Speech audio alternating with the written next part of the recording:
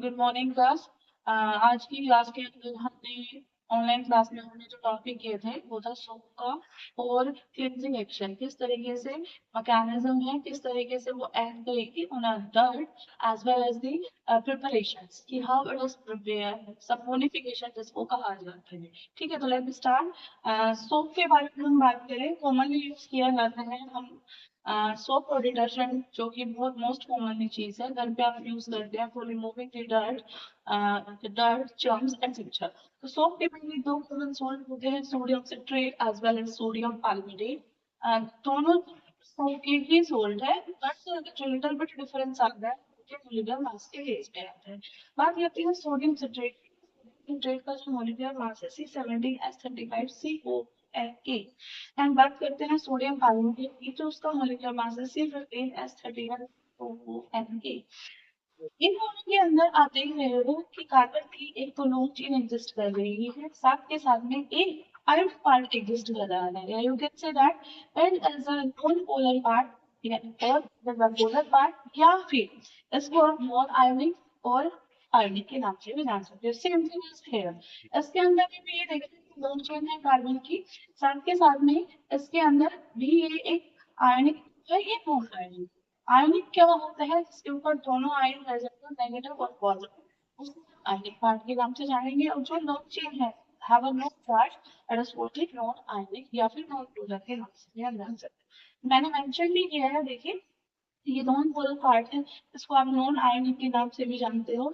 ये polar part है, इसको हम आयनिक पार्ट के नाम से जानेंगे। इस स्ट्रक्चर को आप इस तरीके से भी रिप्रेजेंट कर सकते हो। साइड में देखिए एक हेड की तरीके से हेड और टेल दोनों चीज है।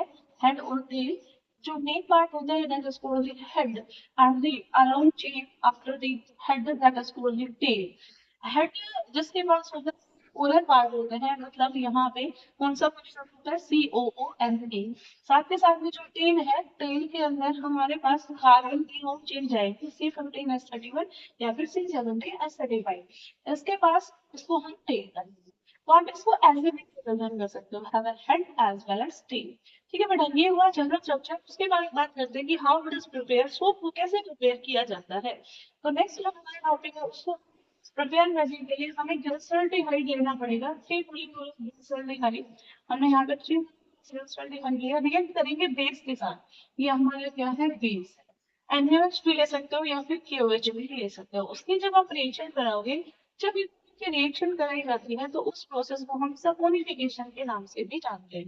It is called a saponification. क्या होता है सपोनिफिकेशन? फॉर द एक ऐसा प्रोसेस जिसमें आप सोप की प्रिपरेशन कर रहे हैं, उसकी रिएक्शन करेंगे तो हमारे पास ग्लिसरॉल, अल्कोहल का सिंबल है OH, अल्कोहल की प्रिपरेशन होगी। साथ के साथ में आपके पास 3 मॉलिक्यूल्स होंगे क्रूड सोप, जो कि crude not pure but in crude form है, इसको आपको फिल्टर करना पड़ेगा and then you can freeze and cut out into the pieces, जिसकी वजह से सोप की प्रिपरेशन हो सकती है। ठीक है बेटा, ये टॉपिक था जो कंप्लीट हुआ। Now move on next topic, how it and cleansing action क्या होता है, किस तरीके से ये act करता है। देखिए, सोप और डिटर्जेंट की हेल्प से हमारे पास कोई भी गंदा कपड़ा है उसको आप क्लीन कर सकते हो, डर्ट रिमूव कर सकते हो। जैसे कि मैंने थोड़ी देर पहले भी बताया कि we use for the removing of dirt from the clothes body etcetera.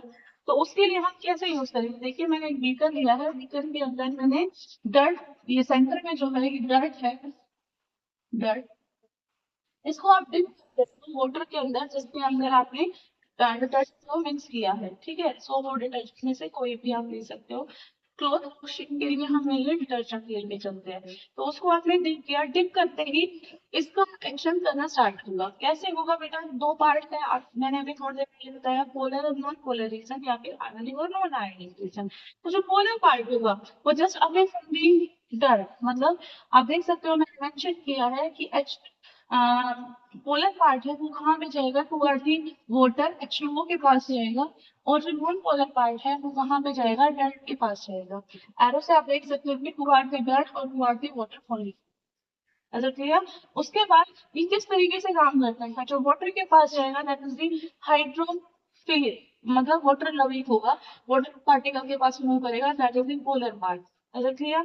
And जो just coming from the water होगा, पानी से दूर जाएगा, मतलब वाटर डर जाएगा, उसको हम कहेंगे नॉन हाइड्रोफोबिक पार्ट, मतलब वाटर से दूर भागे। फोबिक का मतलब होता है डर लगना, फोबिया, तो मतलब पानी से दूर जाएगा, पानी से दूर। और दोनों इसका डर जो नॉन पोलर पार्ट है वो एक्ट करना स्टार्ट करेगा डर, और डर पे करेगा तो आप एजिटेट करोगे, रोटेट करोगे मैकेनिकली या फिर विद योर हैंड, जिसके बाद आप देखोगे थोड़ी देर बाद डर रिमूव हो जाती है। जब आप में डर इस तरीके का स्ट्रक्चर बनता है, स्ट्रक्चर को हम कहते हैं मिसेल फॉर्मेशन। बड़ा इंपॉर्टेंट टॉपिक है, पूछ लेते हैं बड़े, how the takes place on for removing the dirt from the clothes. Here you can see that the draw explain the missile formation so with the help of the diagram. तो बेटा आज की class का ये था, that's it for the today's class.